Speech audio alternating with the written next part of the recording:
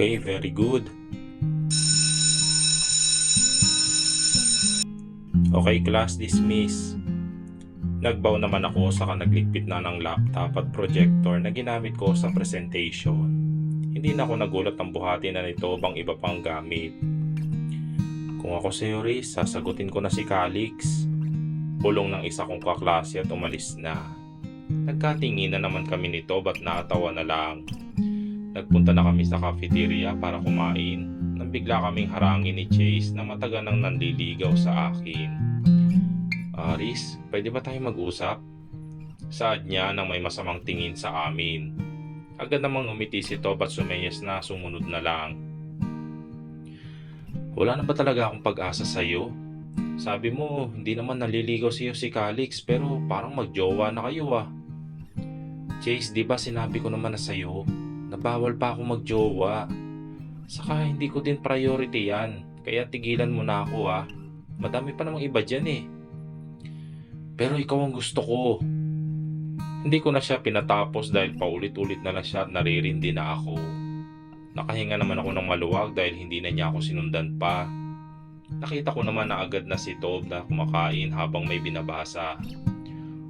Umorder na muna ako at saka umupo na sa tapat niya at kumain na rin. Sinilip ko din kung ano ang pinagkakabalahan niya pero agad niya na itong itinago at ngumiti sa akin. Tinasan ko naman siya ng kilay at sinuri siya para bang kabado siya at ayaw niyang malaman kung ano yun. Makalipas ang ilang oras ay nakauwi na rin kami pero nababagabag pa rin ako sa tinatago niya. Mga anak, kain na tayo. Pagod na kayo kaya tara na. Agad na kaming naupo at kumain na.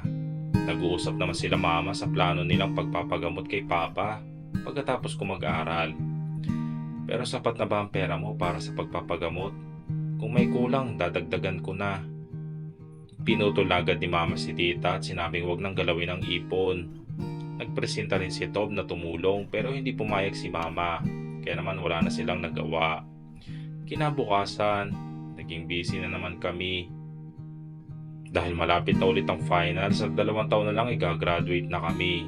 Kaya naman hindi ko hinahayaan na bumagsak ako sa kahit anumang asignatura. Push na yan hanggang graduation. Good luck sa inyong journey. Saad ni ma'am sabay tapik sa aming mga balikat. Nagpasalamat naman kami at nagpunta na sa cafeteria. O ano nang plano mo after graduation? Tanong ko kay Tob habang nakakain ng fried chicken. Tutulungan sila mami sa company and syempre babawian ko yung nambanta sa amin. Sino ba kasi sila? Nakakaloka kayo ha, ako na lang ang walang alam. Basta malalaman mo rin sa huli kung sino. Ang mahalaga, sila tita na lang ang alalahanin mo. Kaya ko na to. Sige, basta mag-iingat ka na lang ha. At sana magtagumpay ka na mapapagsak kung sino man sila. Pagkabel ay bumalik na kami sa huling klase at nagpasya ng magpalipas ng oras sa labas ng UST. Madaming napapagkamala na magjowa kami dahil magkasama kami palagi. Pero marami din naman na nakakaalam na magkaibigan lang kami. Isa din sa sikat si Tob dahil bukod sa pogi na siya ay magaling sa academics at sports pa. Ngunit ang pinakabonggang background niya lang ang hindi alam ng mga admirers niya. Dahil nga nagtatago siya. Matagal na rin ang lumipas ang issue ng pamilya namin kaya naman humupa na rin ang balita. Ipinatigil na rin ni Papa ang pag-iimbestiga dahil sayang lang daw ito sa pera at wala naman din daw kaming mahahabol pa. Again, our first honor, Miss Mendoza. Congratulations!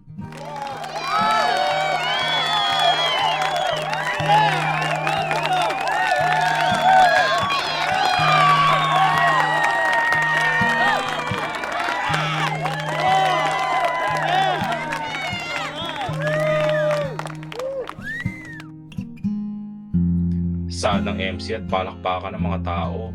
Ilang buwan na lang, 3rd year na kami. 1 taon na lang ay malapit ko nang maabot ang pagbangon naming pamilya.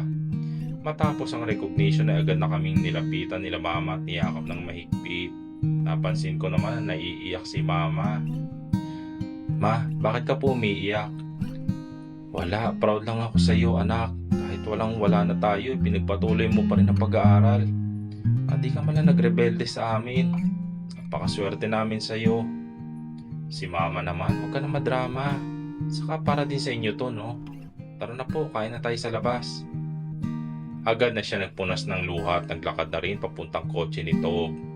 Ngayong bakasyon, naging abala ako sa pag-online selling. Naisipan namin ni tita na pandagdag sa planong pagpapagamot kay papa sa ibang bansa. Hindi payag si mama nung una pero nakakumbinsi ko naman siya sa huli at minsan nagbebenta rin sa mga kasama niya. Meron din nagbibigay ng konting tulong sa amin. Minsan nagpapakilala sila bilang dating empleyado nila mama na nais tumulong kay papa. Si Tob naman pansamantalang ng ibang bansa para makasama ang mga magulang. Hindi na daw sila pinakialaman nung nabanta sa kanila dahil ilang taon na rin ang lumipas. Naging mabenta ang pagtitinda ko kaya naman medyo nakaipon na rin ako ng malaki-laki. Unti-unti naman nakaka-recover si papa pero naisa na ni mama na makapagawa ng artificial na paa si papa para naman hindi siya habang buhay na nakaupo lang sa wheelchair. Makalipas ang 2 buwan, balik eskwela na ulit kami ni Tob. 2 linggo pa lang nakakalipas na makauwi siya rito. Kaya wala pa siyang sapat na pahinga dahil may inaasikaso din pala siyang business sa Korea. Okay, tomorrow prepare the presentation ha. Agad na kaming bumati at nag-ayos na ng gamit. Hindi na ako kinulit ni Chase at balita ko may bago na raw itong nagugustuhan. Masaya naman ako dahil hindi na siya aasa sa akin. Nakakainis talaga yung babae na yun. Saad nito habang papunta kaming cafeteria. Natatawa naman ako sa itsura niya dahil kanina pa siya nakasimangot. Bakit lagi mo pa siyang bukang bibig ha na naiinis ka? Saad ko tingin na nakakaloko sa kanya na mag-iwas naman siya ng tingin ay bumalik sa akin ng matalimang tingin. Nasa kanan na pala natin siya, nakakainis. Ang sama ng tingin sa akin eh. Siya na ngang swapang siya pang ganyan. Mayabang nga, ano ka ba? Nabobo ka na sa babae lang. Nako, Calix, crush mo na siya. Umirap naman siya at kumain na muli. Mukhang may nakabihag na ng puso nito. Nakaka-excite malaman paano ba siya na-fall. Itutuloy.